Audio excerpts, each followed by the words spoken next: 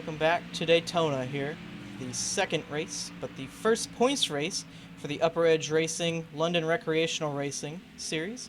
The Purolator 250 here, the first point-paying race in the 2016 season. Race Clark cannot join us tonight, as we tweeted earlier, but we do have Michael Skinner here tonight. Michael, thanks for joining us tonight. Thank you very much. Glad to be here, and I'm excited for a great race. I love Daytona. I was going to say, a very familiar track for you. You actually won here in the high voltage race. With this being a day race, just talk us through some of the challenges here, because I'm pretty sure the cars can somewhat handle differently from night to day. That's for sure. You can say that. It's almost to the point where you lose more speed throughout the run just because the track is hotter during the day, so the sun's beating down on it. The track temperature is going to be a lot higher. The cars are going to have a little bit less grip. It's just going to be curious to see on my end if the cars are going to get tighter in center or if they're going to get looser as they're in a pack of cars. So I think that's going to be the big difference tonight, who can battle loose and tight and kind of keep it in the middle and be able to keep the front end and the back end down on the ground as much as they can throughout the evening here. Absolutely. So we'll take you through some things to note here for tonight. If you missed it last week, Trevor Apollo won last week's preseason shootout, the first event for the 2016 season, not official, but. And then Raleigh Grant Davis won duel number 1 on Monday, and then Jamie Haley won duel number 2. And Andy Glazik set the first ever Cup pole in the Cup cars here in UpperEdge. And then the big question tonight, who gets the first ever UpperEdge Cup car win?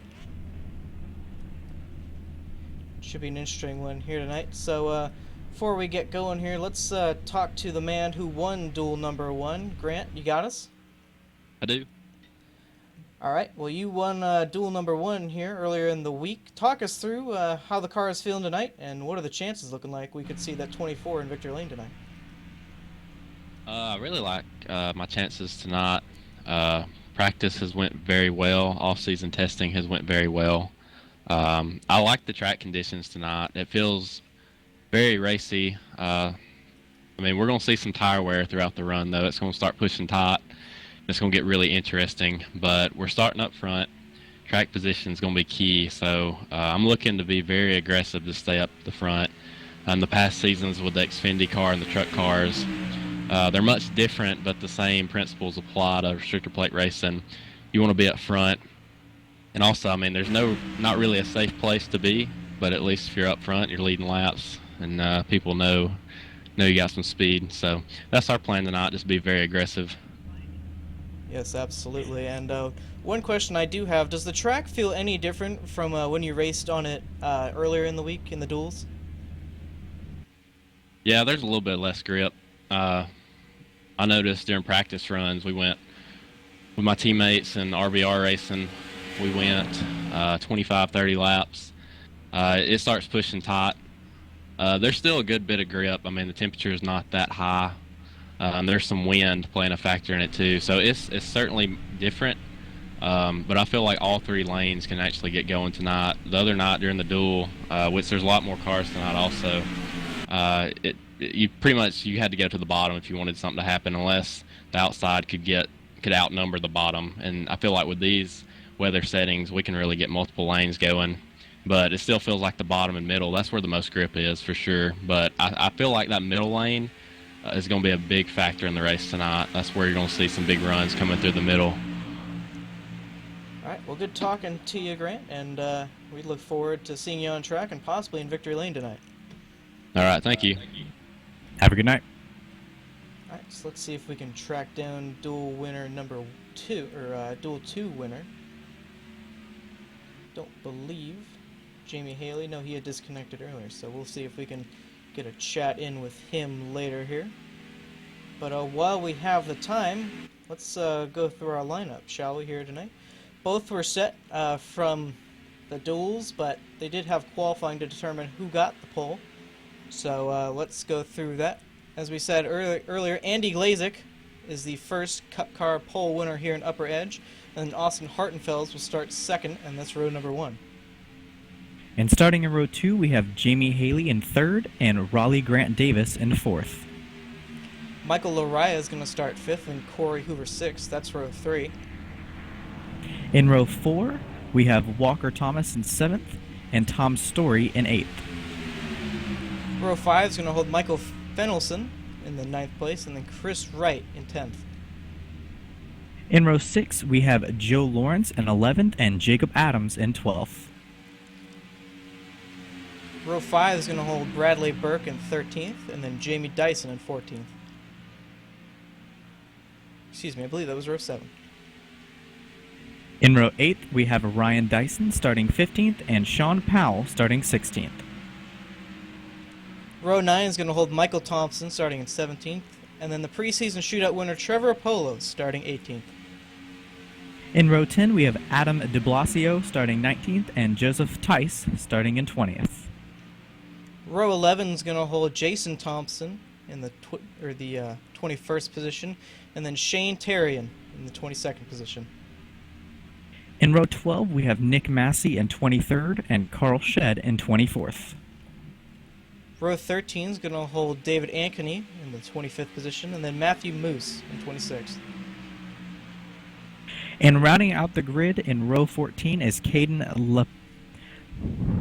Lapsevich, There we go. and 28th, Byron Daly.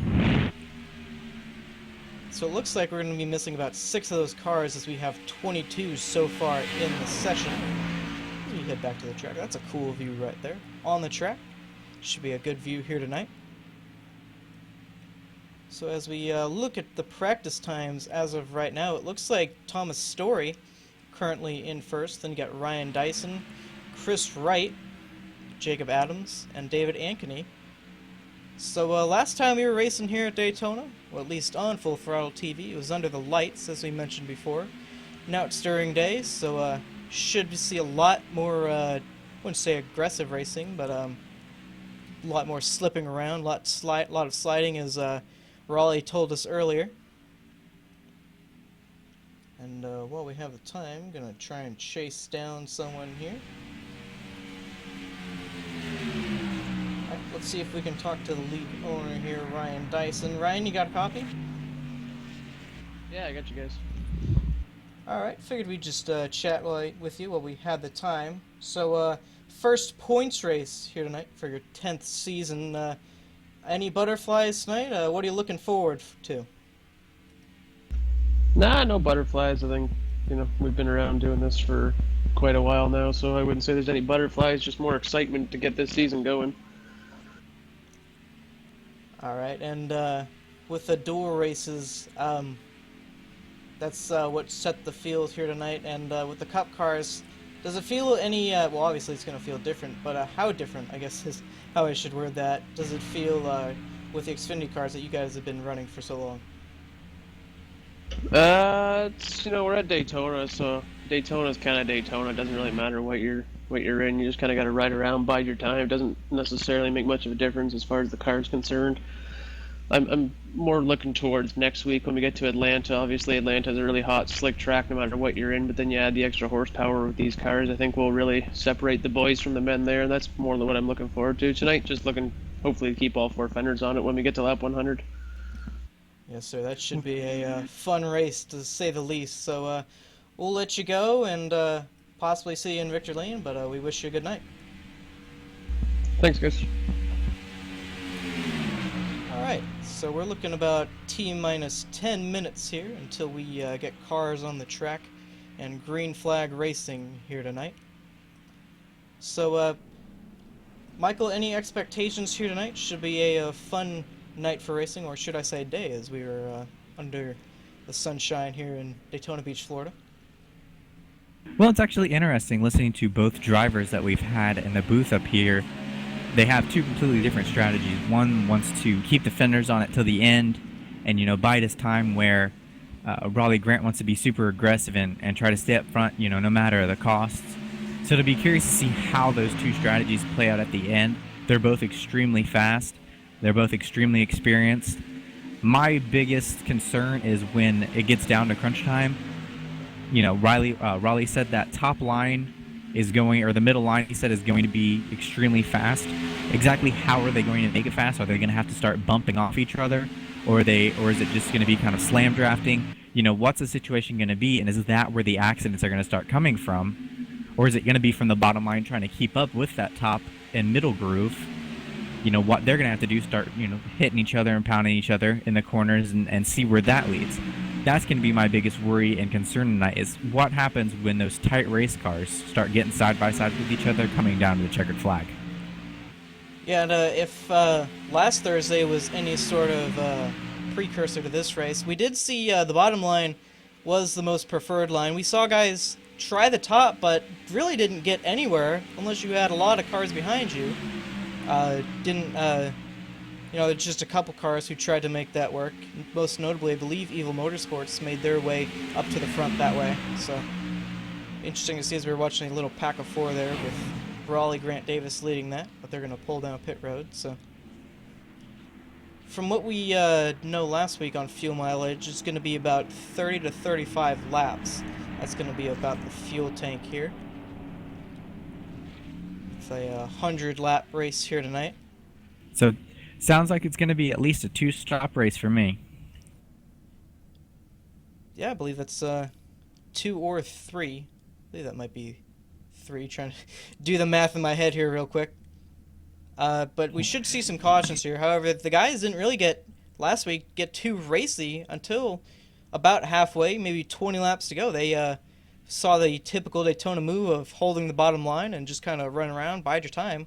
There were some incidents in the middle of the pack with brake checking, trying to make sure you don't run into the guys in front of you, and that ended up with the winner, actually, Trevor Apollo. He got some damage on the front from some brake checks, so be interesting to see if we see that tonight. That could definitely cause some cautions here, and Daytona obviously no stranger to cautions, Michael. That's for sure, and that's one thing, caution breeds cautions here as the cars get so close together, and as soon as they start throwing that halfway sign, people start counting down the laps in their head and realizing that there's only, so few laps left, and the temperature in the cars ramp up, and the temperature, in their heads start ramping up a little bit, and all hell breaks loose. But I'm going to put you on the spot tonight. We're going to have some fun up here in the booth. I want to know who's your pick tonight. Well, as I said, if last week was any precursor to this, I think I'm going to have to go with, at the moment, Trevor Polo, with how well he came back after the damage he had, and that last lap move was pretty impressive, probably the most impressive we've seen here on Full Throttle TV. But who are you going with tonight, Michael? Well, since we talked earlier and you stole my pick, I'm going to have to go with my backup pick of the 24 of Raleigh Grant Davis. He seems like he's had a great car, all weekend, and he's shown it in practice, qualifying, and in the duels. I think he's my man tonight. A beautiful looking Napa Chevrolet, I may add, as well. So these guys are doing their little drivers meeting, a usual sight here before iRacing events. So we're going to take this moment as take a quick break here, and we'll be back for probably a little bit before the grid here, and we'll see if we can chat up some more drivers. So we'll be right back.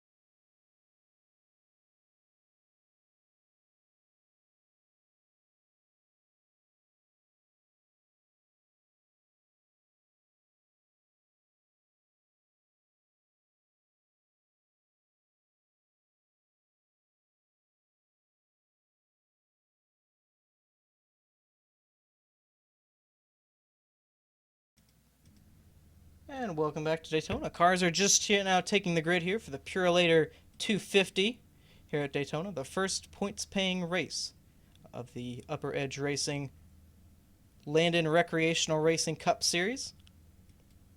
Should be a good one here tonight. Daytona's a pretty good racetrack to start your whole season off. That seems to be the most famous place to do that. Michael, again, you know it pretty well. You won here before. What's it going to take to get it to victory lane, as we ask a driver who's won here before? It can be a lot of different strategies. I think that's what makes it so fun. I think that's why so many of these drivers love coming here. It's difficult, you know, there's always that 50-50 chance you're going to crash a race car, but at the end of the day, it's Daytona. You do what you got to do to win. It's the start of the race season. You know, getting that win early, you know, makes a big difference in the rest of your year. My strategy always kind of be patient, you know, stay in the back, kind of relax, just bide my time, figure out what my car's doing, figure out how my car's handling. But some others like to run up front, lead all the laps. Everybody has a different strategy on how they approach. I mean, the guy I'm picking tonight, you know, he says he's going to stay up front all night. That's his choice. That's where he feels comfortable. It's all about comfortable and drivability in your car in the hot sun tonight. I think that's going to be the biggest difference in who wins this race.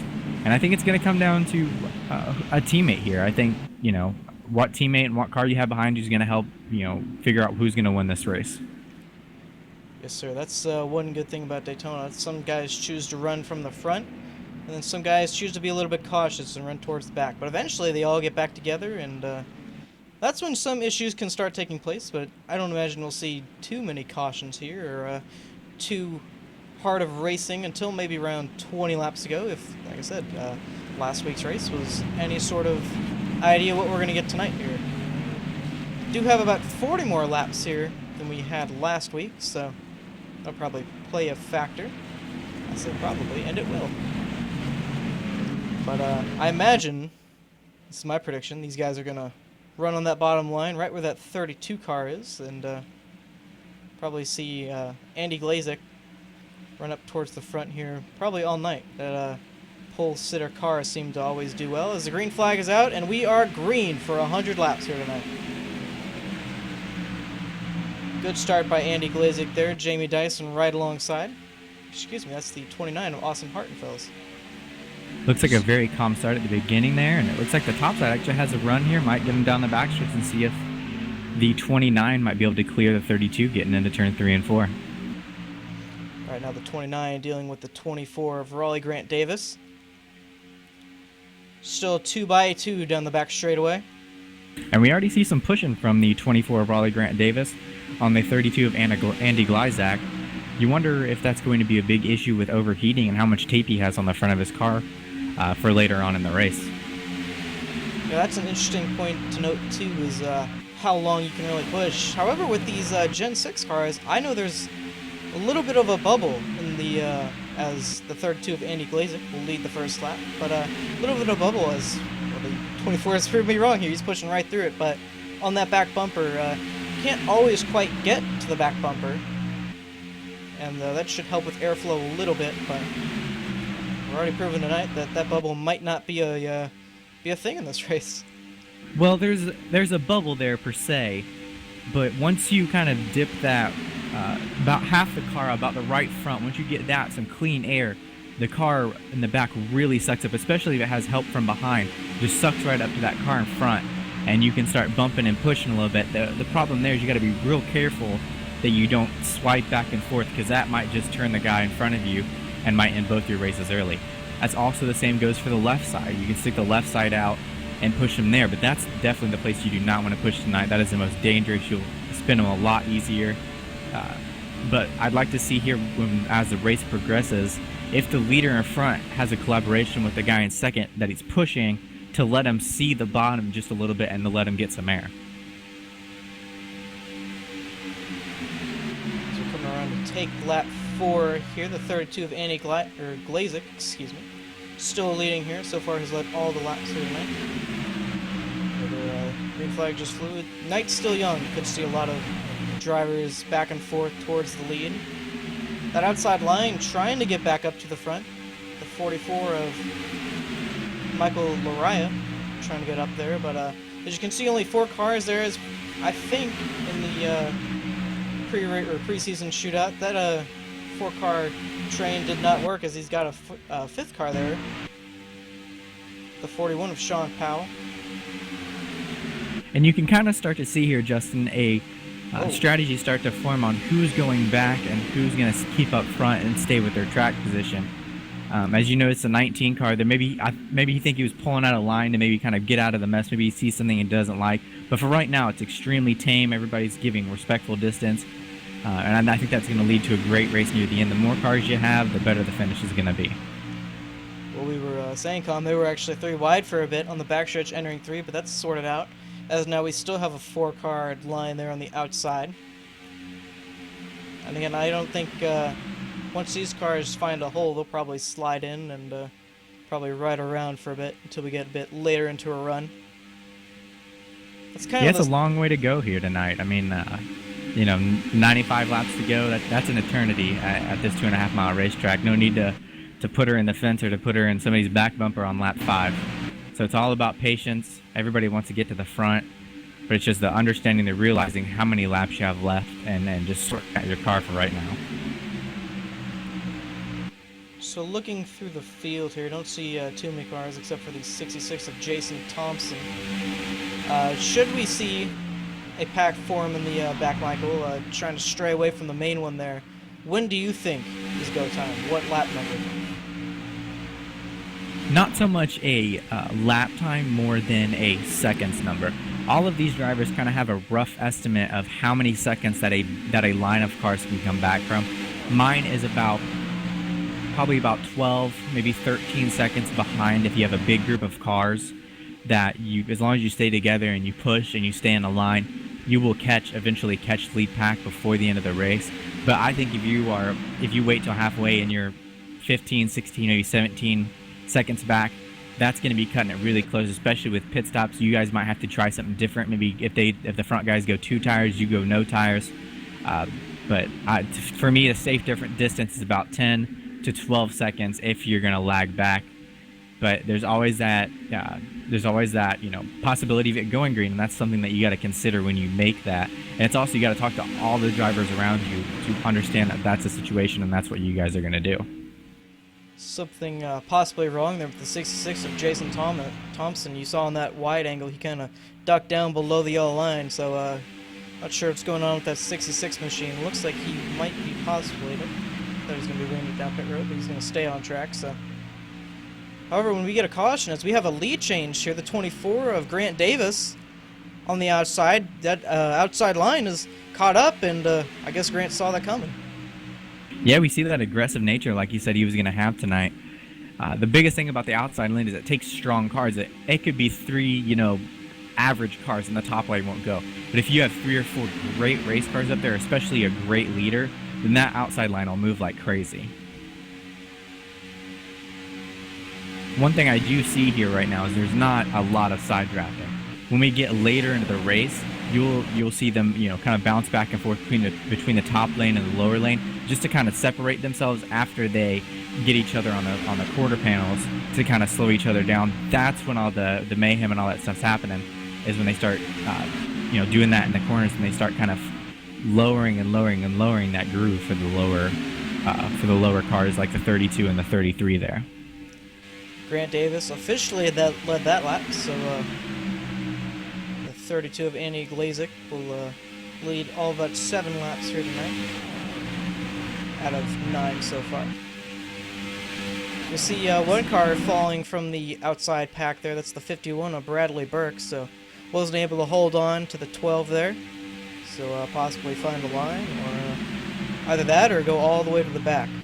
And that's one of the downfalls of Daytona, as you know, Michael. Yeah, and that might just be him realizing, he was extremely aggressive at the start. Maybe he's just realizing to kind of back off and kind of slow himself down, that it's super early and he doesn't see something up there that he wants to be a part of.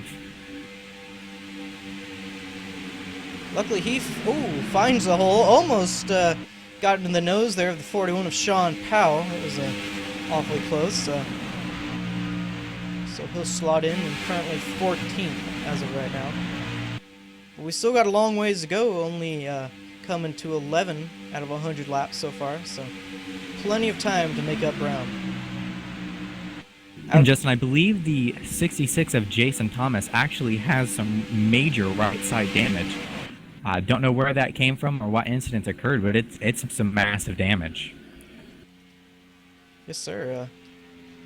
See there on the right side, the right front. Got some quarter panel damage there, so unfortunate for him. Currently 19 seconds behind the lead pack and 21st. So, and only 22 drivers here tonight. The 94 of Adam de Blasio didn't take the grid and currently off track. So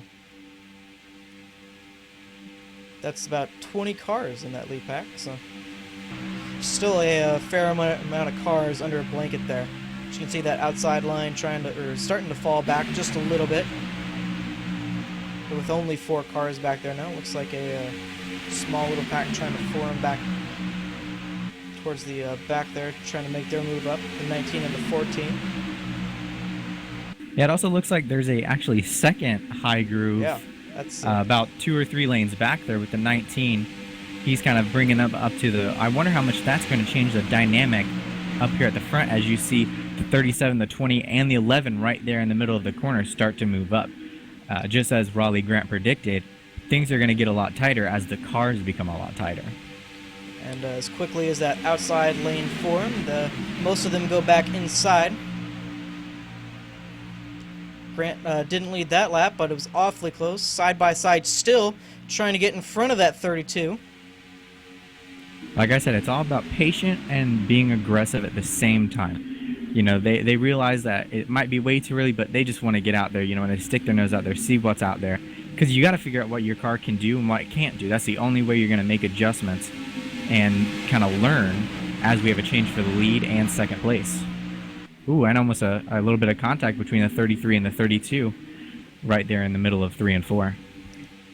So the 2 flat-out motorsports drivers, the 24 of Raleigh Grant Davis and the 44 of Michael Lariah, go to the point. And, well, we've seen this show before, not with flat-out motorsports, but bulletproof racing here back in the shootout. Once those guys took the lead, they were basically unstoppable.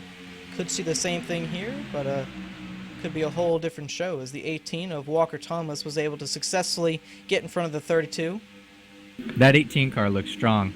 I didn't think he was going to be able to get in front of the 32 of Andy Glyzak there, but Walker Thomas pulled that off, and he's sitting pretty in a great position. I think he has a great race car. Well, I was going to say the only one left there in that outside pack was the 12 of Chris Wright. He'll find the pack way in the back, however, on that outside line. Out of that 4-car pack that took the lead, he was the last one and didn't quite make it in with them. So now that outside line will have to try and form back up and hopefully get to the front again.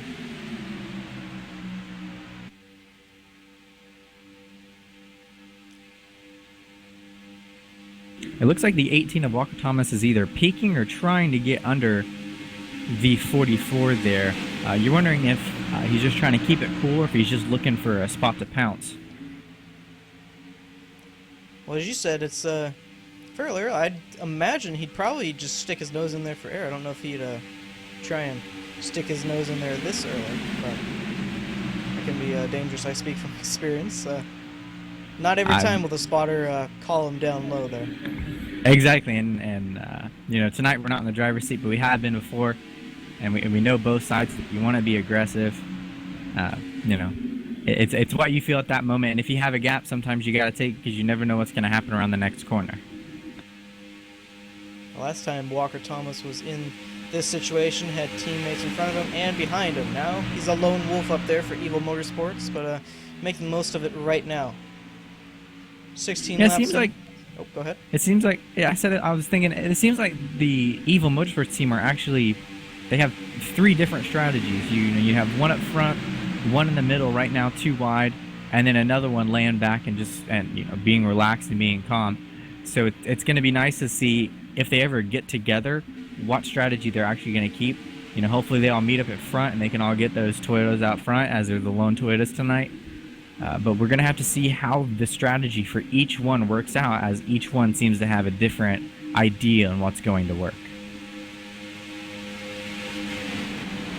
You see that outside line was making some progress there. The 32, 33, and 29, all RCA racing drivers hopped up there. Gonna slide behind that inside line, maybe try and sniff a draft, and well, 32 is committed apparently, so not much progress made there, but Austin Hartenfeld is ready to go.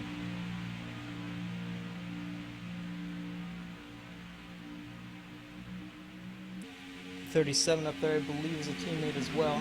The 37, yes, of Tom Story. As you can see in the distance there, lap car of Jason Thompson, soon to be lap car, I should say. You know, back to the 32. Right now, I think Andy is pulling his aggression back. He's being patient. He understands what's at stake here, and you know, once he lost the lead, he lost that clean air. There's really no urgency to go get it back at this moment. So might as well ride it out, you know, see how well your car sucks up. And, you know, every once in a while you get in a situation where you need to find that out. And if you just lead up front all day, you're not really going to learn exactly how your car reacts if you ever get back in traffic.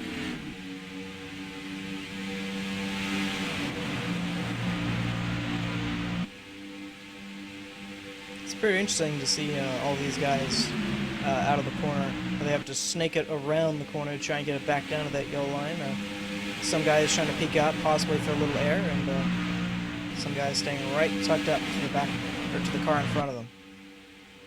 Yeah, so far what I'm seeing here is how tight the race cars actually are in the center of the corner, even on lap 20. So you kind of see the 24 as he approaches the corner. He's not, you know, he doesn't have a car in front of him. So he has all the downforce, so he can kind of stick it to the yellow line, make a nice arc. But you see the other cars, kind of like the 18 of Walker Thomas right there, as he goes into the corner, he has more speed than he normally does because he's in the draft. So as he gets to the corner, he has to scrub some speed off. And instead of letting off the gas, just moving up the racetrack a little bit, you know, might cure that a little bit. The curious situation is when he gets too wide, what's going to be his option? He's going to have to let off. But when you get down to later in the race, you're not going to want to let off. So I'll be curious to see if that kind of changes the way he drives from here on out, or if it changes his strategy any of where he wants to be on the track. Well, this race is flying by. 21 on lap 21, already 1/5 through this race. So next thing we're gonna have to worry about in about probably the next 20 laps is when do we pit here, Michael? I don't know. I mean, you said 30 to 35 laps. Some people could short pit it, make it a 3-stop. Some people could try to stretch it a little farther in the draft since you are saving a little bit of fuel. But I can guarantee you that Raleigh Grant Davis and the 32 of Andy Glyzak will probably have to be the first to pit since they have been doing most of the leading tonight. And one thing also to note, most of you already know this, but when you pit at Daytona, or Talladega for that matter, any plate track, make sure you don't go down pit road alone. Always have a friend or buddy to come down with you, because if not, that pack's going to swallow you up in a hurry. Yeah, and that definitely makes it a lot hairier because they're coming off the racetrack at 200 miles an hour, got to slow down to I believe it's 60. So you're coming with a group of probably 5 or 10 cars. It might be the whole field. You never know exactly how it's going to turn out here. So you got to be extremely careful, give plenty of room, and make sure that you don't hit the car in front of you. That's the biggest thing, because that'll ruin both of your days. So far, it's great side-by-side racing. I haven't seen a side-by-side race like this in a while here, with the top lane able to hang on even with as little cars as it is.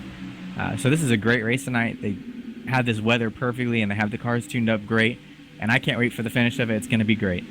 Well, here we go. Now we're playing the blocking game. Walker Thomas tried to get to that outside line. Raleigh and the 44 of Michael Lariah, excuse me, tried to get up there. Well, now Michael Lariah is going to get stuck up in that outside lane. Going to lose his teammate there, Raleigh.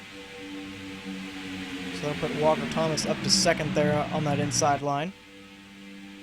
Yeah, curious decision by the 44. I wonder if he was just getting tight, maybe thinking they could move the whole groove up to the middle, kind of ride it out there, kind of be easy on the tires. But the 18 of Walker Thomas wasn't having any of that and took second away. And like I said, I think he has a great car tonight, and he's definitely itching for the lead at any moment. Very aggressive move, I might add as well. How quickly he dove back down to the bottom once the 24 and 44 came up. So I guess that shows you he's ready to race here tonight. Up to second, Walker Thomas is. Chris Wright just behind him in the 12. And then you got side-by-side racing behind them. I don't believe we've seen any sort of single-file racing here tonight so far. As we look back in the pack a little bit, Michael, and already see the line forming in the pack forming in the back. That's I'm guessing trying to play a little conservative line. That's Ryan Dyson leading that pack in 16th. And right now, the only problem that I see in playing that game is how calm the front actually is. The calmer they are and the more cars they have, the faster they're going to pull away. It's when they get racy that you can start pulling back in. But with everything being so extremely calm, right now the only reason that I would be laying off the back is 4 pit stops and having enough room to get in and out without making contact. It's a pretty dirty windshield Ryan Dyson has, I may add. That's what's going to happen once you're in the back of the pack here, especially at plate racing, and got about 20 cars in front of you.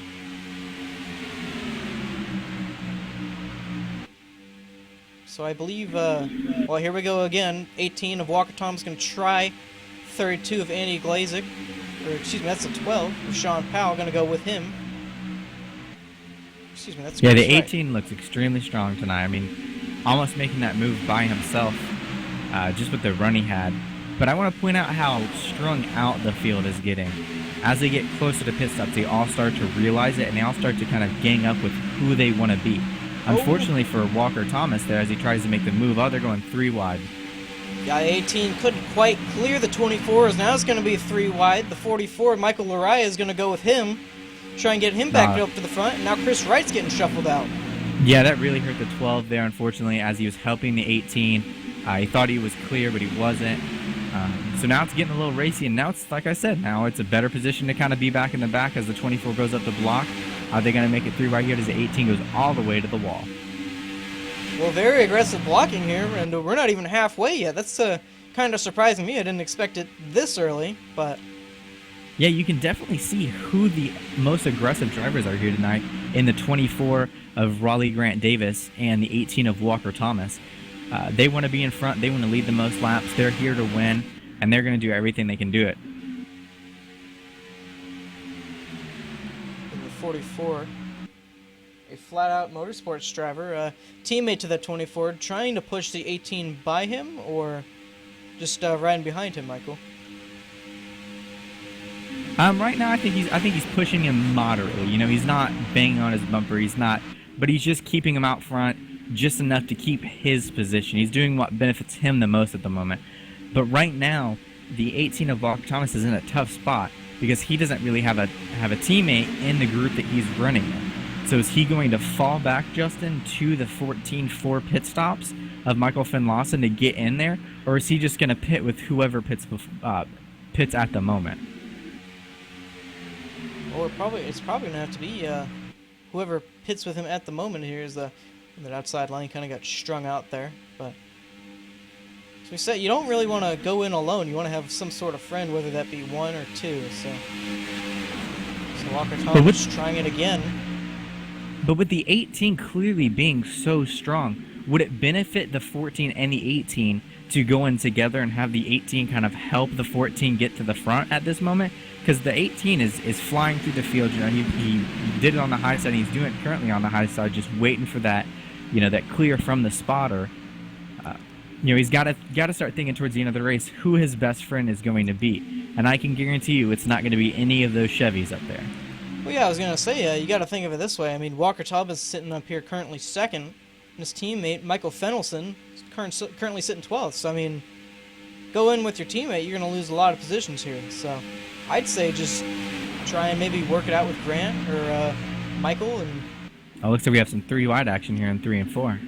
yeah, there goes the 44. Michael Laraya. 12 of Chris Wright, splitting the middle there. Luckily, The way he kind of moved up the way he kind of moved up there, it almost seems like he got a little hot. Yeah, that could be. On the 18, pretty closely there is the 18. That outside line will have to regroup after the loss of momentum they had.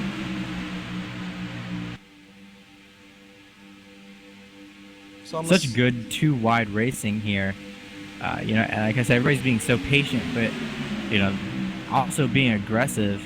It's very interesting to watch as the field kind of works its way to the first pit stop, and it kind of sorts itself out about where everybody wants to be at this moment. The one thing that kind of shocked me is you could see through 3 and 4 there, just the powerful run that 18 got. Walker Thomas led that lap. So far he's led 4 in this race. He can get the nose out there, but he can't get clear. Like right now he's almost clear. I wouldn't pull down yet, Walker. It's just barely. It's that last second clear. But yeah, that 18 of Walker Thomas has an extremely fast car. It's extremely strong off the corners, especially somebody with. And it looks like we have some cars pitting right here.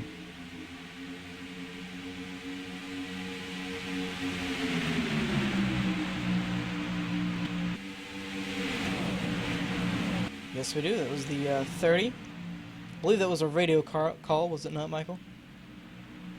Yes, it was. Last second in 3 and 4 is when I picked it up. So that'd be the 30. David Ankeny, excuse me. 50 of Matthew Moose. And the 16 of Michael Thompson. That was a relatively easy entrance for them with nobody in front of them and only 4 cars involved. I'll be curious to see, though, how that works out, because they all took it extremely easy, and if they lose any time. Well, back up front, Michael, we had another lead change. The 12 of Chris Wright was able to stay in that high lane and get by the 18 there. So now we see some more cars coming. That was Trevor Polo in the 9, the 94, the 5, and I believe it was the 45, actually. Yeah, I can see that move actually coming there. Maybe it was a little payback or thank you from the 18 for getting the 18 by the 24 there, letting him out in front, letting him cool his engine a little bit, and let the 18 of Walker Thomas follow the 12 of Chris Wright. So, as we see actually right in front, Dustin, if you look right in front, we have the 16 of Michael Thomas, I believe. It looks like he actually lost a little bit of time with the cars he was pitting with and is no longer part of that 3-car draft. Yeah, he's the first car in front of the leader, is about to go a lap down, so that's one of the unfortunate things. We actually have his teammate up there, the 66, but you know, there's not enough, they're too far apart to actually do anything, so Michael's going to stay on the high side here, let the leaders go by, and the courteous thing to do around here. Yeah, and this right here isn't such a bad thing, actually. If the 16 can hook on with this pack, they'll catch the pack in front of them with the 2 cars that just pitted. They'll catch them rather quickly. So as long as they stay out a little bit longer, the 16 won't fall back from the group he pitted with too much.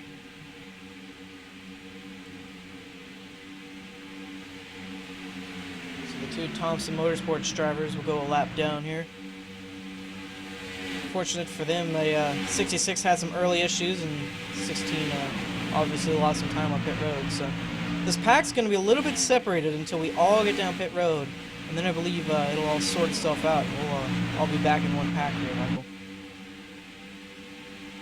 Yeah, like I said, the 16 might not be in such a bad position. As you can see, they're actually catching the pack in 3 and 4 right now. So he's going to be right back up there with them. My curiosity is going to be where the front guy is going to be in relation to the gentleman that just pitted. Are they going to be equal as to when they came on, or are they going to be a little bit farther back as they're getting caught from the leader now? I have to imagine they'd probably be a little bit farther back, but I'm not sure by how much. Is that time around no takers from this front pack? Yeah, it seems like they're going to try to stretch it to lap 40 to see how far they can go. I believe if they can make the lap 45, which I'm not sure is possible, if they make the lap 45, I believe that they can make it on one more stop if that's correct. Well, with 40 laps in the tank, I think we're probably gonna have to do another stop, but maybe just fill up half the fuel because you're only going about half a fuel run. Exactly, and that might be the fuel strategy there. Whereas the cars that have already pitted are gonna have to make that second stop and get a full tank of gas to even get close to the finish. So it looks like we have some doing a 2-stopper and some doing a 3-stopper, depending on how that works out with cautions later on. Yeah, so far we've been caution-free here tonight, coming to lap 40, so about 63 to go. It seems like everybody's kind of relaxed and calmed down, fighting for position and giving each other space here, getting into pit road for whenever they get ready to. I think this is the first time tonight we've seen everybody basically just single file, minding their own P's and Q's, and just wait until that pit stop.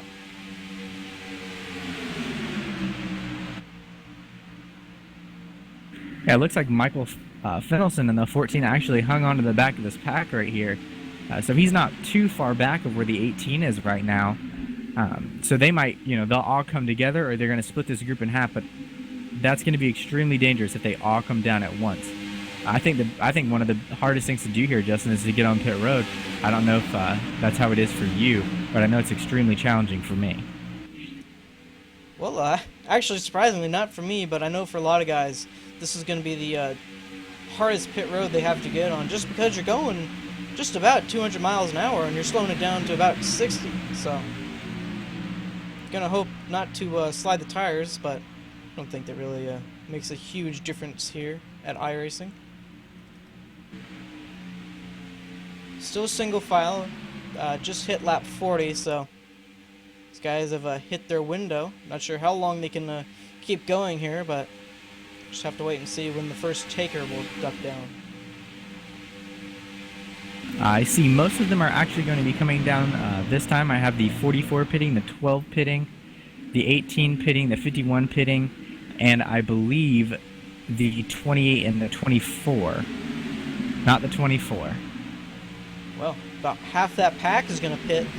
The 12, 18, 19, 44. And it looks like another conservative entry as well. The 37 and 28 also come down. The 24, the leader, will be coming down next time by, Justin. Alright, so just trying to stretch it a little bit farther here is the 24 of Raleigh Grant Davis. Flat Out Motorsports currently 1-2 with Bradley Burke behind him in second.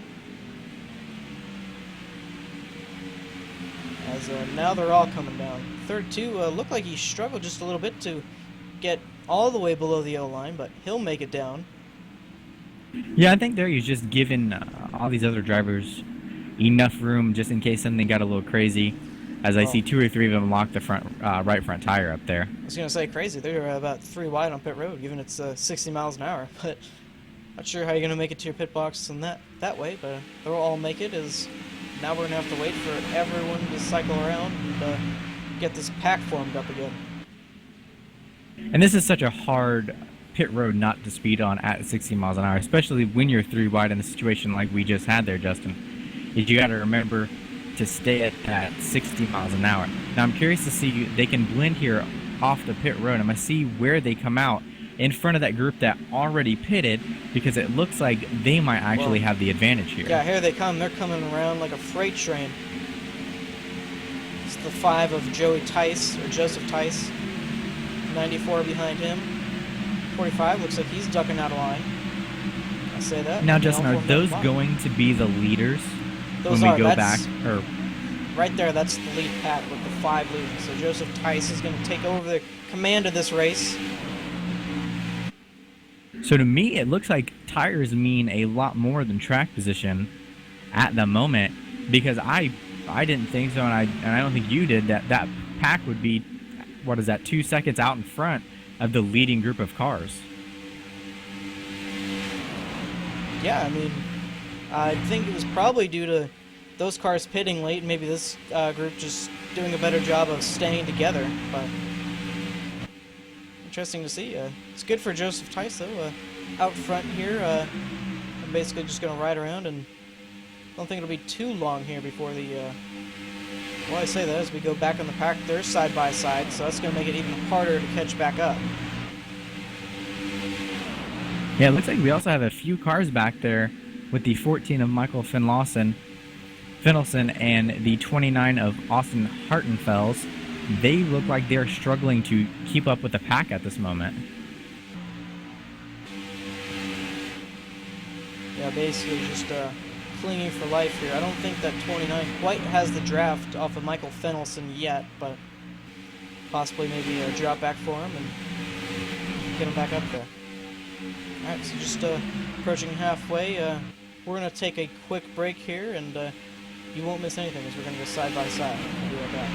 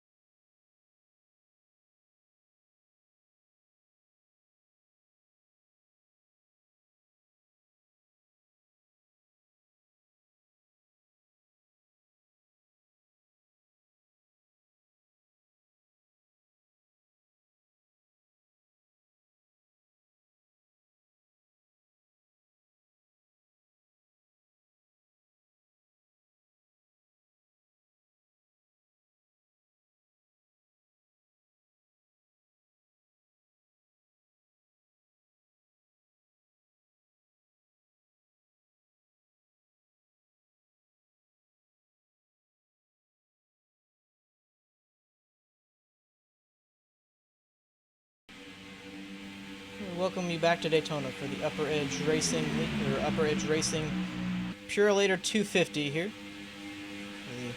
The UpperEdge Racing London Recreational Racing Cup Series. 48 laps in the book, coming to 49 here. Joseph Tice still your leader around here. And earlier I said might be a 3-stop race. Obviously not for the guys who stopped at lap 40, but Michael, maybe for the guys who stopped at lap 30. Yeah, I mean, it's definitely a possibility. I think on gas they'd be cutting extremely close. But my biggest worry is tires. If tires have meant so much in those 5 or 6 laps that they stayed out, that they completely, almost were caught by the lead draft, and now they're leading the lead draft, that means tires mean, 2 or 3 seconds when the pit stop cycles turn around. Now, will that be more beneficial towards the end of the race for them to make another stop? That's going to be the question that I'm going to be asking. As clearly the strategy worked now, and it's almost like they're pulling away from that second pack back there.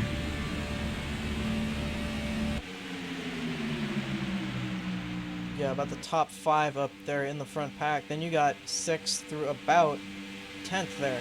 So another 5-car pack back there. About 1 second back, so not too much ground they have to make up, but I saw them get side by side earlier, Michael. You're going to have to get single file if you at least want to catch them. For sure, especially if you have less cars, you're going to have less likelihood of being able to catch a pack that has more cars. So you got to be extremely aggressive and get everything you can until once you get just that sniff of that draft, maybe about a second back for that lead car. Once he catches the sniff of the draft, then he'll be able to pull by himself the rest of the lineup. But it's just getting within that 1 second gap. My concern is for the pack is the third pack in line right there. They seem to be losing the second pack, which isn't helping the second pack at all.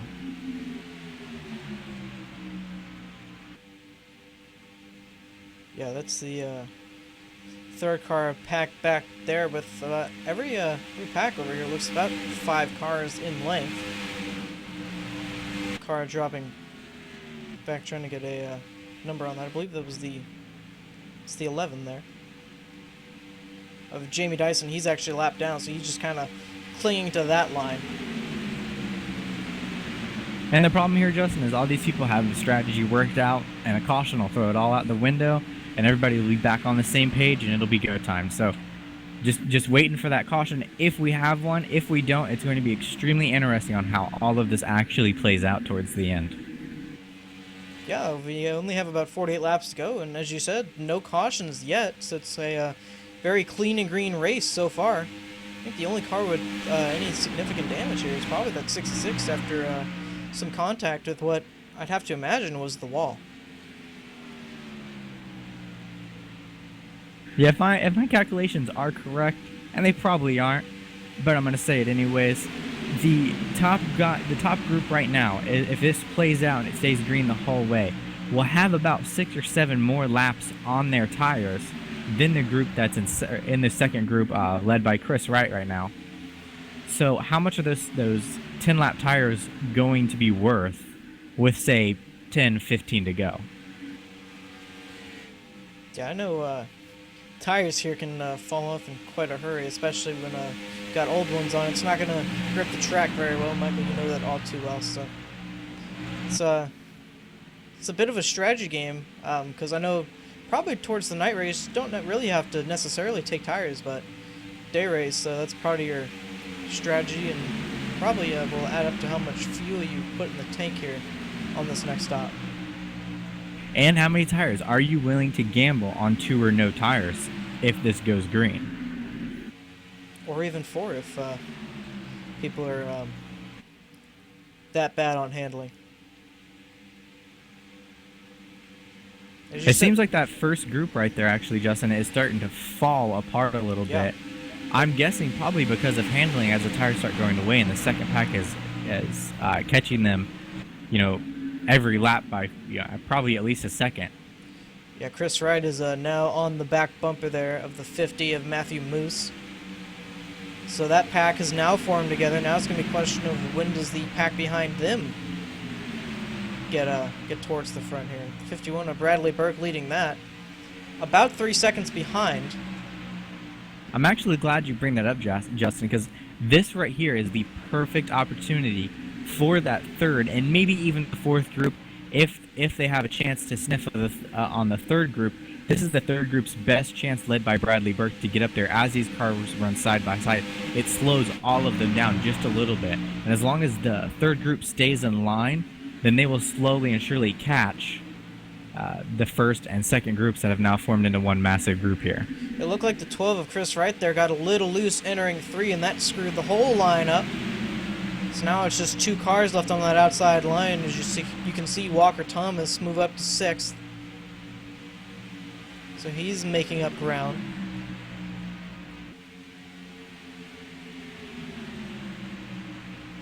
So we'll have to see how long it is, because that front pack is kind of pulled away now. A little bit. Yeah, now you have good cars with newer tires mixed in with decent cars with worn out tires. So it's going to start getting real interesting. As you can see, even there, the 9 of Trevor, we know he's a great race car driver, and we know he has a great race car. But even himself is now backing up to that second line, just having trouble hanging on. When you're talking there, Michael, it looked like 18 got his nose in between the 50 and that yellow line. I thought Matthew didn't quite see him, but thankfully he did. And, well, he's going to lose all those spots now, but could have been worse than it was. Yeah, I didn't actually see that, but he's being extremely aggressive tonight, and we're gonna have to see towards the end, is that going to pay off, or is that going to be a hindrance, as he's too wide with, I believe it's the 30 car, and it looks like they're just going to go ahead and freight train him and put him into the back of that pack. Oh, here we go, 3 wide, all by himself. Around the high side goes the 18 of Walker Thomas. Probably going to pick up that spot on the 30 of David Ankeny. But is he going to have enough momentum to keep up with the 24 on the low line, or is the 30 going to be able to stick in the middle there? Well, unfortunately, yeah, I was going to say, I think he stalled out there coming to the start-finish line, so he's going to have to slot in between the 30 and 50, and possibly either try it again or just ride in here until we get back up, or until they get back up to the front. That was an extremely aggressive move, but as we are 40 laps away, it's starting to get to that crunch time. But he's been aggressive all night. I love the strategy. I think it's going to work out well for him. He has a great car, but him being behind this car with older tires right now is hindering his mobility for one, and it's also hurting his tires being stuck behind and trying to push somebody that has, a slower car at the moment. You said very aggressive tonight. I believe he's been the most aggressive driver out here tonight. Haven't seen too many other guys try and make moves like he has. And that'll probably only increase as we get closer towards the end here. Justin, does the 12 have some damage on the left side there? I believe he does. I see that left side quarter panel, quarter panel up there towards the front wheel. He's made some contact with somebody. Not sure when that happened, but... And Michael, you know as well as anybody else, any damage here is basically going to be game over. Not going to be able to lead a pack too well. Not going to really stay in the draft with anybody unless you have some help from behind. Yeah, that's definitely going to be a hindrance to him. And even on the next pit stop, his only chance here, I think, is to get a caution and to get as much of that damage fixed as he can. The one benefit that he does have is now that his car has more drag, he'll be easier to actually push. So on a restart, that might be his only chance, is the car behind him can now lay fully onto that bumper and use all his 800 horses to push the 12 car and see if they can make a move. But that's the only chance I see the 12 have now, because that damage is, I think, severe enough to hurt performance. As you can see, he's having trouble hanging on to the back of the 18 as a single car.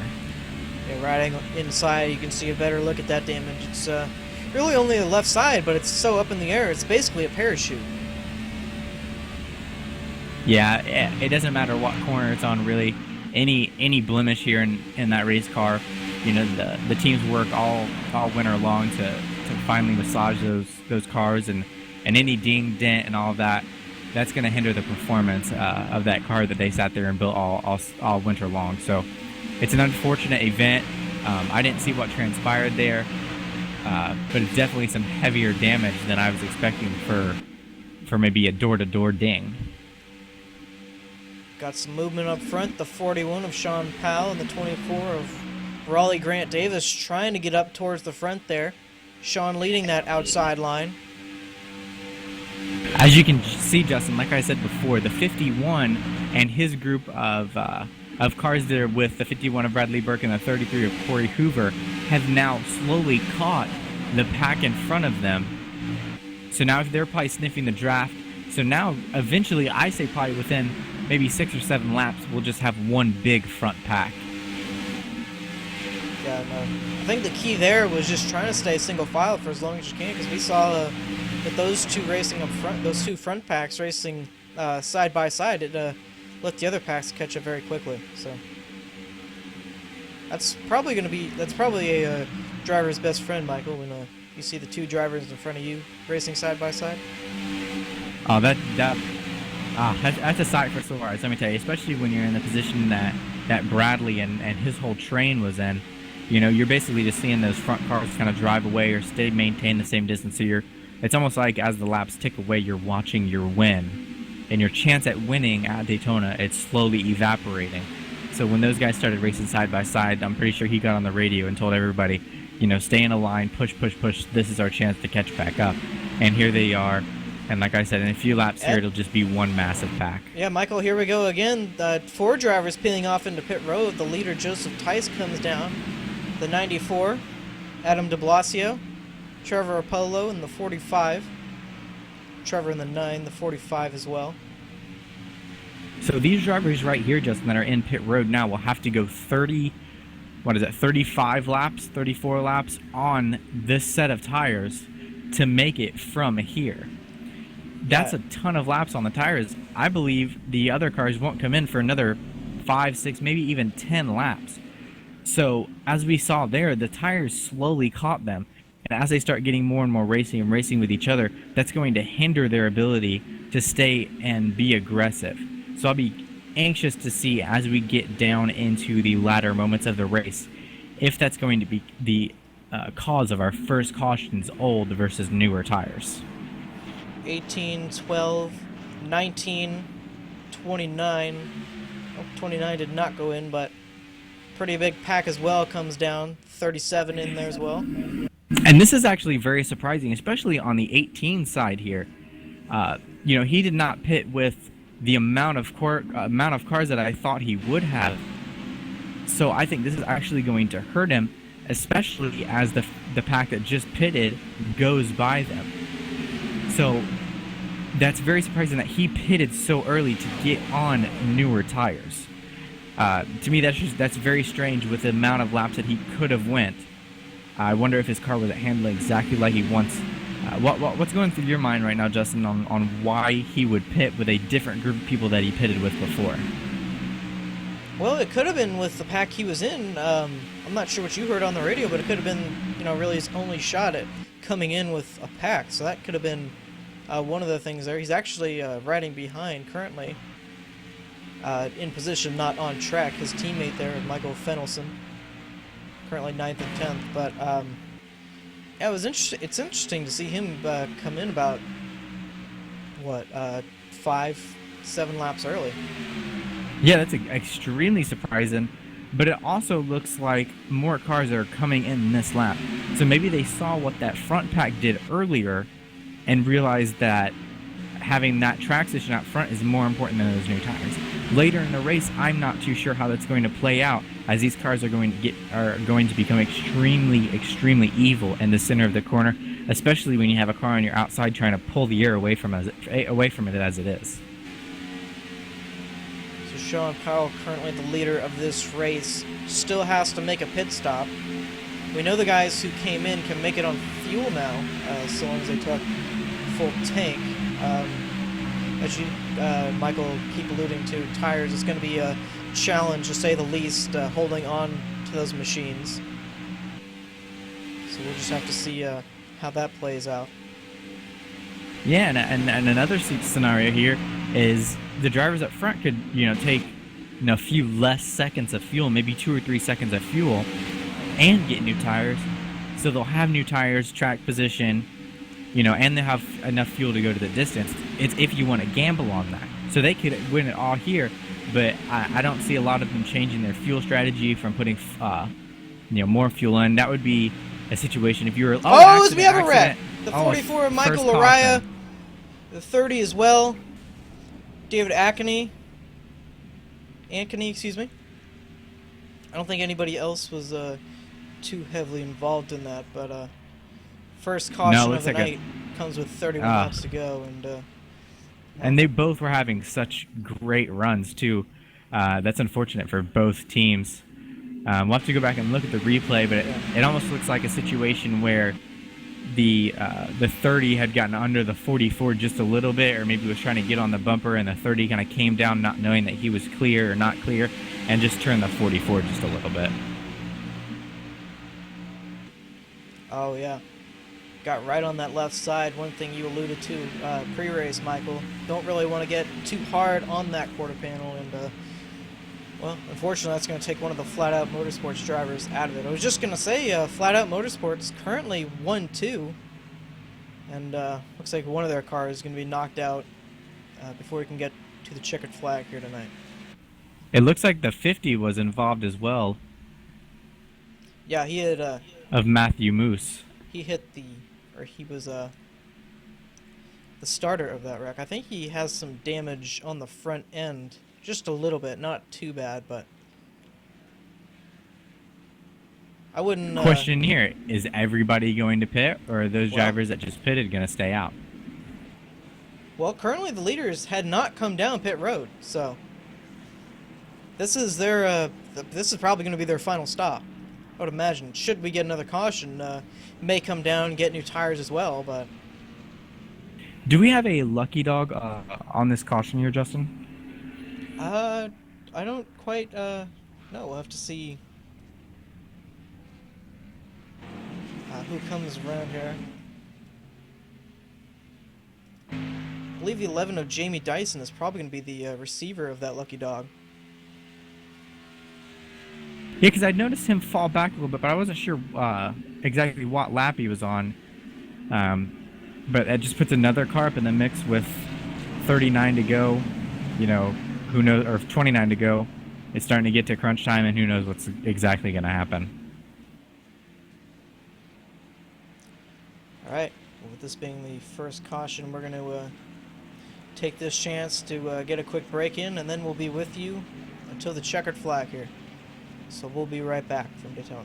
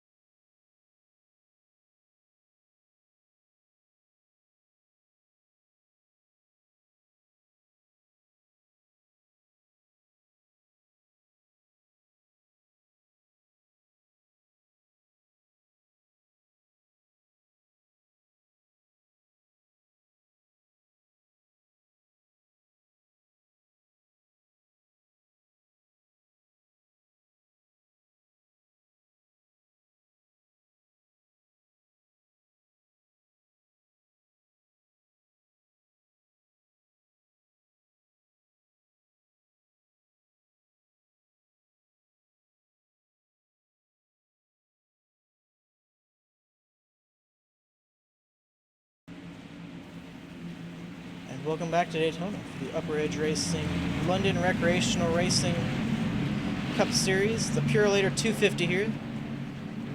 First points event of the season here. Seen a pretty good race so far, just under our first caution here, and 94. Adam de Blasio currently the leader. He's going to choose the outside lane here. Michael, you noted that the two drivers on the inside line currently have a little bit of damage. Yeah, the 9 in second and the 5 in third both have damage on the rear end of the car. The 9 of Trevor Rapolo has it on the right side, and it looks like if you get a close enough look, the 5 has a little ding on the left side for Joseph Theis there. I'm curious to see where that contact came from and just how bad it's going to hurt them here on the rest of this run. Well, that should be interesting to watch as the pace car is about to pull back down pit road. And we're green with 28 laps to go here. Don't think we've seen the end on cautions here. I think it's probably just going to ramp up. What do you think, Michael? Oh, for sure. As we keep getting closer and closer to the end here, we're going to get more and more aggressive. I am extremely surprised that the 94 took the outside there and the 9 let him in. So it's showing a little bit of, almost teamwork there, trying to stay together and keep those two Chevys up front. Yes, the 94 and 9, both on the Rapolo Bros Racing. So some teamwork. We've seen that basically all night here. It's been a good thing to see. Saw it back last Thursday in the shootout. This is definitely what's looking to be like a teamwork-oriented league here. 45 you saw as there well of Carl Shed, also on Rapolo. Michael, what were you going to say? I was just about to mention that as well, that the 45 was also a part of that team, as we have the 24 looking on the outside of the 5 with the 41 and the 51 of Bradley Burke behind them. Yeah, now speaking of teammates, there go the 3 Flat Out Motorsports drivers on that outside line trying to make up ground. They're going to have to, don't think they can get there, just the 3 of them, but I think we've seen that once tonight. It's just going to be how close you can get to the back bumper of those drivers, and then how well you can stay in line and get towards the front. Yeah, it seems like that top is moving pretty good there. I'll be curious to see if it's the tires. Oh, as they go 3 wide, as the Rapolo Brothers team is now split in the middle. Yeah, 3 wide there. It looks like they're all making it out clean. There's a little gap there behind the 45. I think the 94 of Adam de Blasio will be able to slide in there. He will. Yeah, that was definitely really tight. That you can tell the anticipation is starting to ramp up there towards the end of this race, and the aggression is starting to get even heavier here. So you're going to see more and more moves like that. You're going to see even quicker moves and even more aggressive moves than that one was right there. So I think that's where our cautions are going to come from. But this is just going to be a good finish. I'm excited to see that there's so many cars left to race for this win. Yeah, Michael, you said it earlier in the race about the amount of side drafting. They weren't doing too much at the beginning of the race. Now you could see through the corners. They're getting pretty close to each other. Yeah, it's getting down to go time. So as the outside car pulls down on the right rear quarter panel, it slows the momentum of the inside car down and almost lets the outside car shoot. And you'll see him pull away after he does that to get as far away from that car as he can, so he doesn't do the same. So he has all the momentum plus the draft. So it's almost like a funnel. He's being funneled to the front. It's going to be interesting with the laps that were left. If we don't have any more cautions, the cars on the bottom are going to be getting tighter and tighter and tighter as the run goes on here. And that's going to benefit the outside lane right now, because they're not wasting their tires as much, as it looks like the 45 is under the 9 there. It looks like he was just trying to get some air. But the outside almost dictates how much the bottom lane can move up in the center of the corner.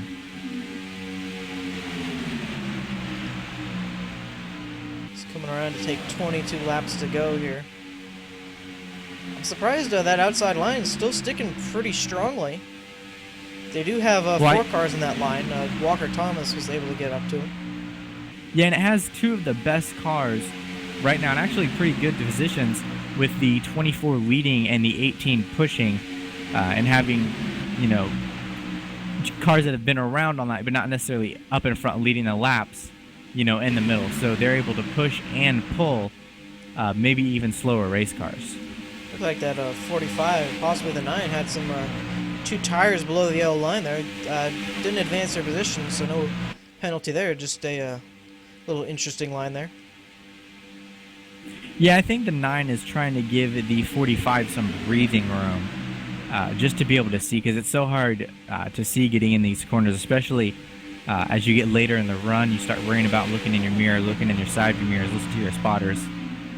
You know, knowing exactly where you're at is very important. So making sure that car stays cool and being able to see the entrance of the corner is very, very important. It's right on board here with the 24 car of Raleigh Grant Davis. I looked at the 94 is going to pull up in front of him there. And you see that kind of slowed his momentum and actually pushed the 94 forward up to the side of his teammate in the 45. You can see just to the left there too how much wheel input he's giving it. Not moving the wheel too much through the corners, so in case that's a pretty good handling race car.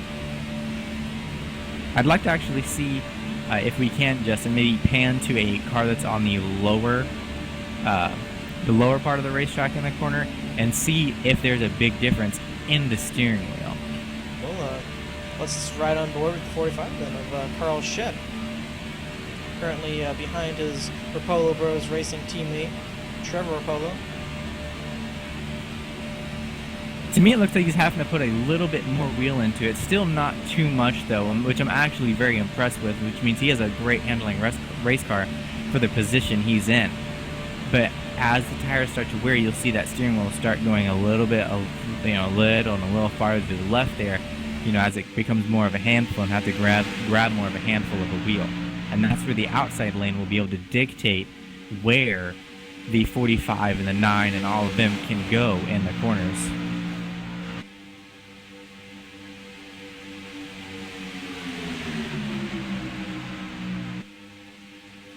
A lot of movement in the middle of the pack here around the back. Guy just trying to see if they pull out. Maybe if drivers behind him will go up. Saw the 51 of Bradley Burke try it. Either that or getting a little bit of air. Either way, he has lost some ground to the rear end of the 41. Sean Powell, his teammate.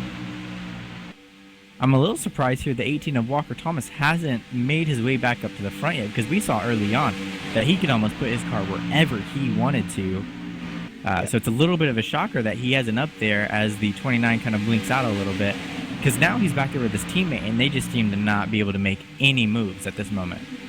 Well, do you think it's not being able to make any moves, Michael, or do you think he's just kind of waiting to feel it out and try and plan his next move with his teammate possibly? The unfortunate part here is he's in a tough spot, because once the 2 lanes get side by side, he doesn't have anywhere to go. You know, he's kind of stuck in the position he is, so that's how he's going to finish in that position. He's going to have to start making aggressive and bold moves to kind of weed out the cars in front of him and even get to the bottom and weed them out that way, just to start making ground. As he's starting to make a little bit of ground here as they went 3 wide. But that goes on par with what I'm saying, is he's going to have to start getting more and more aggressive, especially since his teammate doesn't seem like he's able to keep up with him tonight here at Daytona. Yeah, Walker Thomas, the highest he's been on track is 9th, but definitely the most aggressive driver we've seen tonight. Definitely not one to count out of this race. Basically, the times are, I think, that's about 14 cars, the top 14 all right there. All of them really have a shot to win this race, Michael. That's the beauty of Daytona, the great equalizer. For sure. I mean, there could be an accident anywhere on this racetrack. It could come from the 9 car. Something could happen there between him and the 45 and take, the top 6 cars out. And then, from 7th on back, everybody, has a shot. Anytime a caution comes out, it evens the playing field even more. And this is going to be one heck of a finish here, especially if we stay green. Right now, though, it looks like you and I are batting 1,000 on our two winners and who we think's going to win this race. Yeah, currently 1 and 2, both leading a line. Trevor Polo on that inside and Raleigh Grant Davis on that outside, going around a lap car there. Looks like that's the 44, Michael Lariah. 41 And thought looks about like- pulling out from behind the 24. He'll pull back in. I was just about to say, I think the 18's getting ready to make a move because the 12 car, ever since that damage, just has not been able to keep up with the 18 like he was earlier today. So the 18 had to make, I think, a bold move there to either get to the bottom and to find some help behind him, or to kind of force his way to get as much help as he can to benefit himself. A lot of these drivers just moving around. As you can see, the Trevor Polo comes up to block the outside lane. That's going to let the 45 go by. You know, at that point, that's one of two things. That's a strategy on his part to keep all three of his cars 1, 2, 3. I've had a similar plan like that, and ultimately it worked out to where if both lines move and stay the same, one of your cars is going to victory lane, or the 45 was just getting too hot behind the 9, and just had to have the 9 kind of move up a little bit to give him some breathing room. So the 45, Carl Shed, another driver from the Polo Bros Racing, out front. His boss there on the high side, and right behind him, the 24 of Raleigh Grant Davis. A lot of good cars here. A lot of strong cars been up towards the front. All battling for a win here as we're closing down to 13 laps to go. Michael, we were talking about Walker Thomas. He's slowly creeped up there, and currently he's about 7th. Yeah, he made that move from the top to the bottom when he had the opportunity, and it's really paid off. The problem right now is it looks like he's falling back from the 5 a little bit. That might give the 41, if he wanted the option to come down. So he's got to hope. That looks like the 41 is going to come down exactly like I thought. So now that's almost a negative position since he was side by side with him and just couldn't keep up. So his only hope now is that he's going to go to the outside. This is going to be a bold strategy here. I was going to say, he had a heck of a run, got all over the back bumper of that 41. Unfortunately, he's got no help on that outside, but he's going to pull back in. No positions lost. He's got the 19 of Jacob Adams behind him, and then the 32 of Andy Glazik behind them as well. The problem there is that with 10 to go, he didn't gain any positions either. So right now, say they split the field, the odds go to the inside, for whatever reason, and that evens go to the outside and run side by side. That still leaves him in, I believe, 6th place at the best, if they stay that way. So he's got to be more aggressive, even than he already is, to either jump to that outside and take the chance, because as the laps wind down, me and you both know, at lap, with 5 to go, lap 95, a caution comes, the race is over. Going by another lap car, that's a 66 of Jason Thompson. A tough night for him. Some damage early, and hasn't really been able to recover since.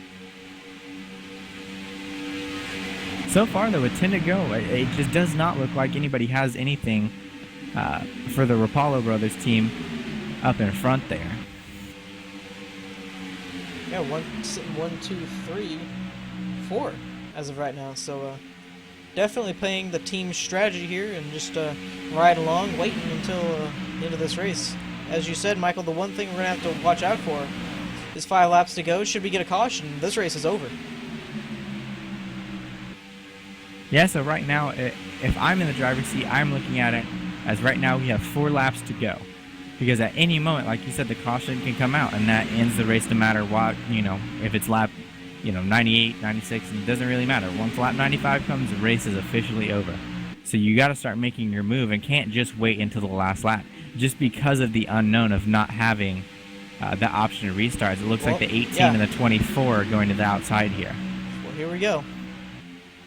This is their attempt to get up towards the front there. The 24 of Raleigh Grant Davis, 18 of Walker Thomas, and the 19 of Jacob Adams. All up there on that outside line. 32 I think looks they're going to need more cars than that though, to make the outside work. As it also looks like they kind of pulled back the 9 car of Trevor Rapallo. They're using the side draft, so this is going to get real interesting. Well, now the 94 and 45 come up to block. That's not really going to work. 24 is still going to get through. And now the 45 comes up to block the 24. What a block! I mean, that was timed Now we're perfectly. 3 wide. Well, that got dicey real quick there. But you see the strategy here from the Rapolo team is when the outside line gets going and gets one of them, no matter which car it is, jumps up in front of it to slow that momentum down, so they stay 1, 2, 3.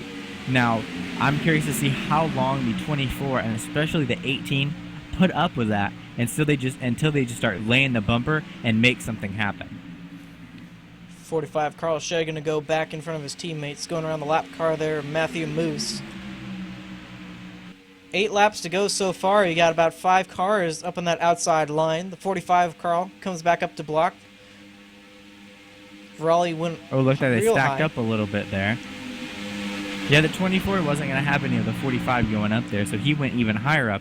And the 45 had to make a decision, either go up and try to block the 24, which I don't think probably would have ended well, and then come back down in front of his teammate, which he knows was going to cut him some slack.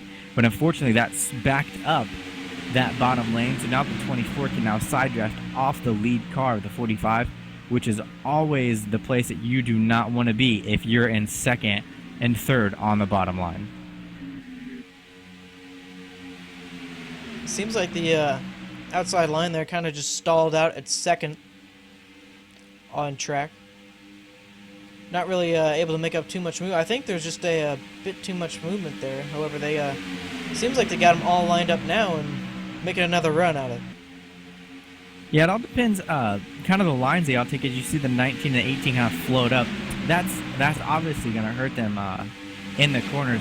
But the big deal here is if the 24 can ever get alongside the 45 just enough to side draft in where he's leading going into turns 1 and 2 or 3 and 4 to where he can stay even going down the backstretch. So the backstretch to me is going to be his best opportunity to take the lead here, but somehow he's got to get to the side of the 45 and slow him down with the side draft.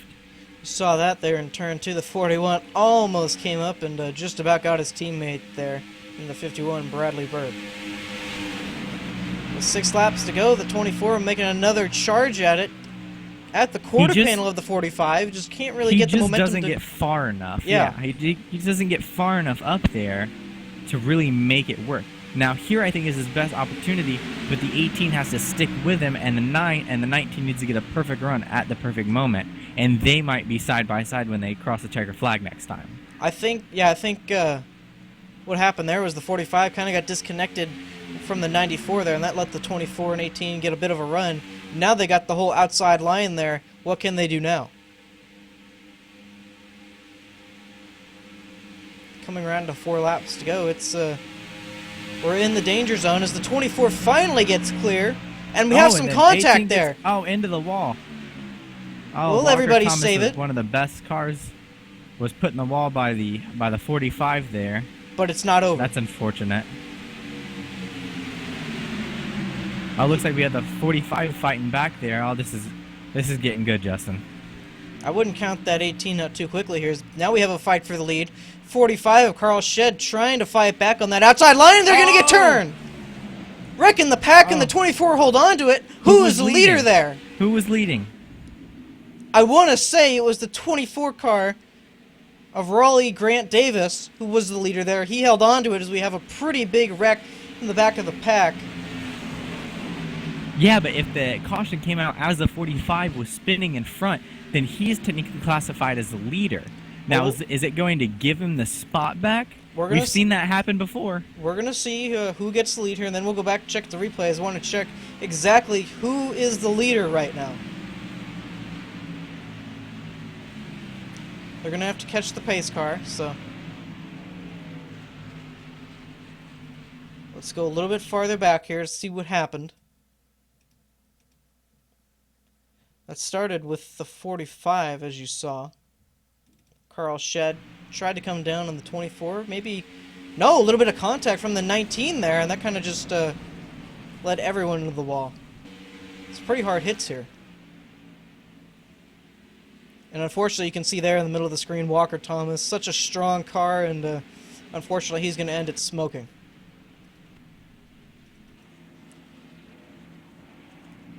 Michael, I believe it's going to be the 24 of Raleigh Grant Davis no one is going by him yet. He's right behind the pace car. I believe you're right. I believe he somehow managed to get a little amount of damage as possible, and I think he's going to pull this one off, like you said. He had got some contact on the right side there. Let's go back just a little bit.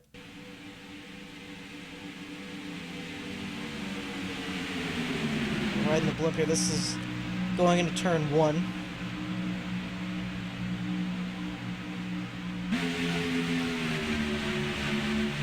But right there was some contact with the 45 and the 19.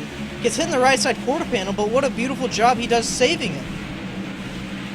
And the question I have is, I was going to ask why the 19 was slowing up, but he was probably telling him to let the 24 by. Yeah, that was an extremely close finish. I mean, even right there, at any moment when that caution came out, the 19 and the 24 are side by side. But what a job by the 24 to save it. There, it looks like the I can't catch a number on the 19.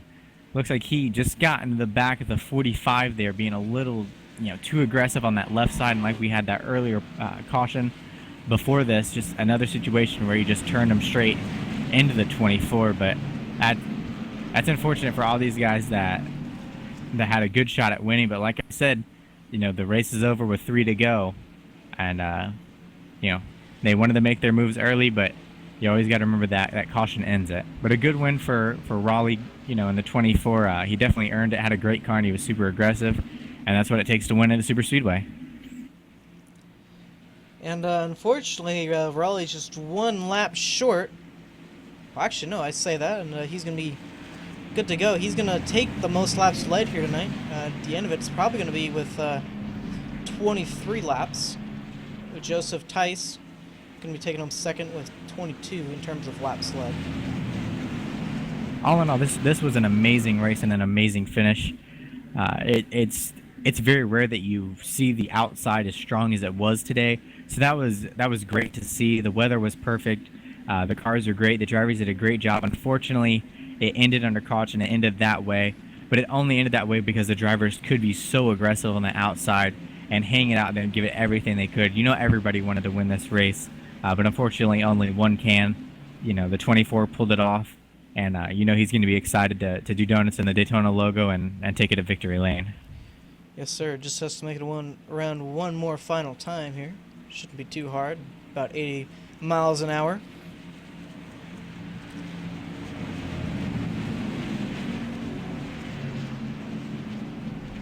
He won the dual race he was in. That was dual number 1. Didn't quite get the victory at the preseason shootout, so. But Michael, he's going to get the most important one, and that's going to be the Purolator 250. Yeah, one of the best cars. I'd probably have to say the 24 and the 18 were the 2 best cars tonight. I was hoping to kind of come down between a battle of those 2, but one of the best cars definitely did win, earned it. His team did a good job setting the car up and making sure everything was right, and he's gonna bring it home with damage on the front end of it, which makes it even a little more fun. Well, Michael, I guess you're going to have to cash in that check because your bet's going to be right here tonight. You picked that 24 at the beginning of the race, so. Yeah, he was so confident in his interview when we talked to him earlier. It was almost a sense of, he knew he was going to go out and win in any situation. And, a situation like this unfolded. He got the car back under him just in the nick of time to stay in front of the 19 before that caution came out. He did a great job, a great race.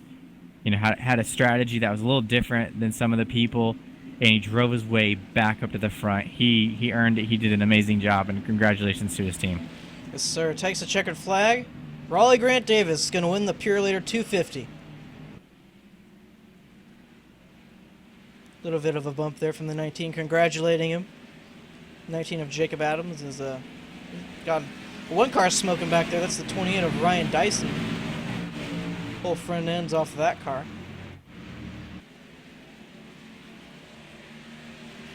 So Raleigh will swing it around to the front stretch, do some donuts, and talk to us in a bit. Yeah, definitely a great way to start the season there.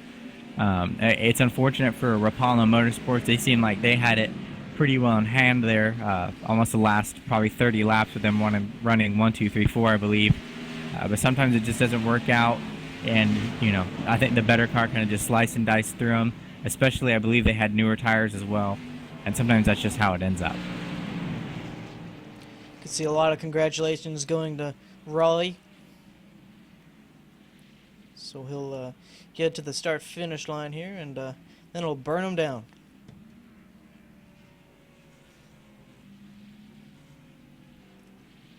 And while he does that, waiting for it.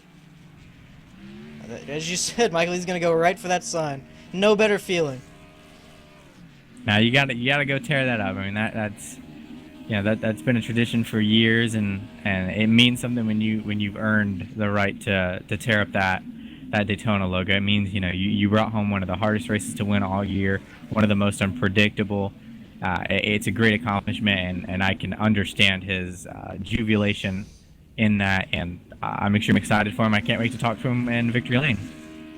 Yes, sir. So while he burns down the house, we'll take this quick break, get everyone sorted up for interviews, and be back for results, and we'll talk to the guys who finished top 3. We'll be right back.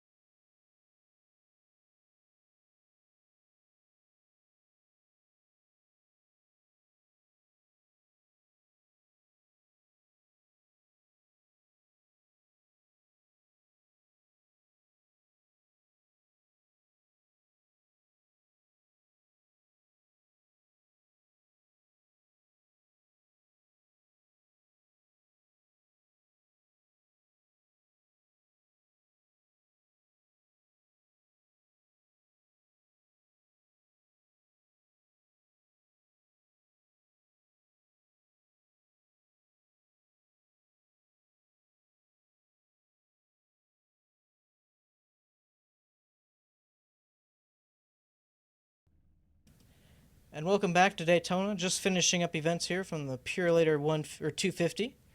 for the Upper Edge Racing London Recreational Racing Cup Series, presented by Road Life. Fortunately, it ended under caution, but it let Raleigh Grant Davis get the victory here, and we'll go through the results here. As we said, Raleigh gets the win here. Jacob Adams comes home second, Adam de Blasio third, Sean Powell fourth, and then Trevor Polo comes up fifth. Not too bad of a weekend for him, however, as Michael will round out the top 10. Actually, I just lost iRacing there, so you'll have to finish it out there. All right. Man, you and Race seem to lose it pretty quickly. All right, so you got Joseph Thice comes home 6th, Chris Wright 7th, Andy Glazek 8th, Corey Hoover 9th, and then Ryan Dyson 10th. And Jamie Dyson 11th, Thomas Story 12th, Michael Fennelson 13th, Matthew Moose 14th, Carl Shedd 15th, Walker Thomas 16th, Bradley Burke 17th, Michael Lariah 18th, Austin Hartenfels 19th, Jason Thompson 20th, then David Ankeny 21st, and Michael Thompson 22nd. All right, so we'll bring in the winner here, Raleigh Grant Davis. Raleigh, you got us? I do. All right, well, congratulations, man. It been strong all weekend here and barely held on to that thing at the end in that wreck. Walk us through your race because you had a very strong 24 Napa Chevrolet tonight. Man, I had a blast. That was the most fun at any restrictor plate track I've ever had. I was very proud of all the jobbers, how clean the race was. It stayed green. We had green flag pit stops. That caution towards the end, not the very last one that ended it, but before that, kind of worked out in our favor because me and my teammates we was watching RBR. We knew they had an advantage. They had been short pitting. They was getting a track advantage there, getting out front with the newer tires, and we were trying to discuss when do we want to pit, and we were saying, oh, we'll pit at lap 70, and then we waited, and I'm so glad we called it off by one lap because that caution coming out, that kept us up front. We pitted under yellow, and then had fresh tires, started behind RBR, and then was able just to go to battle from there on out. But I mean, this whole race, I was just as aggressive as I could possibly be, and I think that's how you have to be at this track. I had a blast, so super strong car. I loved it. Well, congratulations, Grant. My only question here is, was the track similar conditions to what you thought it was going to be, or was it a little bit different than it was in practice, in pack and leading there? No, I mean, it felt like how I expected it to be. The bottom lanes has the most grip. The middle lane's very good, especially after you get some laps on your tires. The bottom lane, just because of more cars being down there, they start checking up a little bit, but also the grip goes away with the tire wear. And that middle lane, like I said in our pre-race interview, I felt like that was going to be a very strong lane. It did show that as long as you had enough cars. You could have like 6 or 8 cars in the middle lane and maybe like 12 deep on the bottom, and that outside middle, it could get going and get up there and pass. There's a few times I went to the extreme outside, and that could work, but that wasn't ideal. The most grip was certainly the bottom and middle lanes, and that's where the most action was taking place. Well, that's great, and congratulations, and I got to thank you. You helped me win the booth pool up here on who was going to win. So now I have to thank you, and congratulations. Well, I appreciate that. That sounds really good, and hopefully we can do it again next week at Atlanta. That's one of my favorite tracks, and that's also the hometown to Napa. So hopefully go back-to-back next week. Yes, sir. Well, definitely the strongest car won here tonight. You could put that car anywhere. So congratulations to you, and we'll see you next week at Atlanta. All right, thank you. Looking forward to it. All right, so now we'll bring in our second place finisher, Jacob Adams. Jacob, you got us? Yeah, I gotcha. All right, well, you kind of snuck out of nowhere there, and then that final caution looked like just a little tap to the left side of the 45. Walk us through your race, because it was kind of came out of nowhere, like I said. Yeah, there the first about 10 laps I had some contact with the 14 down the back straightaway. Had about 20 seconds of damage all race, and it was actually pretty slow, and then that last caution was finally able to get all that fixed, and it's actually pretty fast again, and pretty much moved my way up through there and did pretty good with my teammates, Chris and Walker, Michael. We all raced pretty well tonight together. My question, Jacob, is were you in front when that caution came out? I don't know. You got to ask Guy Racing that, but no, I'm pretty sure I was probably second. But I would have liked to win at second in this race 2 seasons in a row, so would like to knock that win off, but I'll take a second to start the season. Good run. I'm glad you could recover from that damage in the front. If you go back and watch that replay, it was extremely close there on that when that caution flew. But congratulations on your second place finish. It's a great way to start off the season. Yeah, thanks, guys. All right, that was Jacob Adams, and now we'll bring in the 94 of Adam de Blasio. Adam, you got us? I got you. All right, well, it was a strong run for you up front. Got up there pretty late in the race, and once you got with your teammates, it seemed like you couldn't get separated. Yeah, that's the first people I would like to thank tonight. I would like to thank Joseph Diaz, Trevor Rapolo or Rapolo. I don't tell him I don't know how to say his last name. And Carl Shed. We had a plan from the beginning, and we just stuck with it, and I've never seen a team work that well together before in my entire iRacing career. My question to you is, every time I kind of caught on, and I don't know if this was planned, if it just kind of worked out this way, but whoever was leading at the time that top lane started to make a move kind of moved up to block it. Was that a plan that you guys had worked out to keep all three of you guys up front there, or was that just something that kind of came on the fly, just being a good teammate to everybody else? Yeah, we figured that if the 24 got in front and got to the inside, it could spell trouble for us because he was working with someone else on the outside. When I went up there, it was to just keep Rapolo Brother Racing in the top 3 positions and stall their run, and hopefully that one of us or the 4 of us stay stuck together. It almost worked out. It looked like it was a perfect plan. It was about 3 laps shy of being a 1, 2, 3, 4 finish. But congratulations on your 3rd place, and it's a good place to start the season. And good luck in Atlanta next week. Yeah, thank you. Restrictor plate racing, not really a fan of, but this is probably the best restrictor plate race I've been a part of. And thank you guys for doing the broadcast. Really appreciate it. And one more thing. This is my rookie debut in this league, so P3, I'll take it. Even though it's not a win, I'll take it. I'm happy with the top 3. Yeah, I was just gonna say, first race in this league in 3rd place. Can't be too much to complain about. So congratulations, Adam, and we'll see you next week. Yep. Thank you.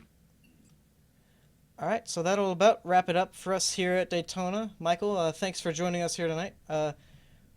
Actually tomorrow, going to have the IRA League from Martinsville. I wouldn't miss that if I were you. Always nice to have some short track racing. Just came out of Bristol, actually, for the high voltage race, so don't miss that. And we'll be back next week for the Atlanta race in the UpperEdge London Recreational Racing Cup Series. Don't miss that.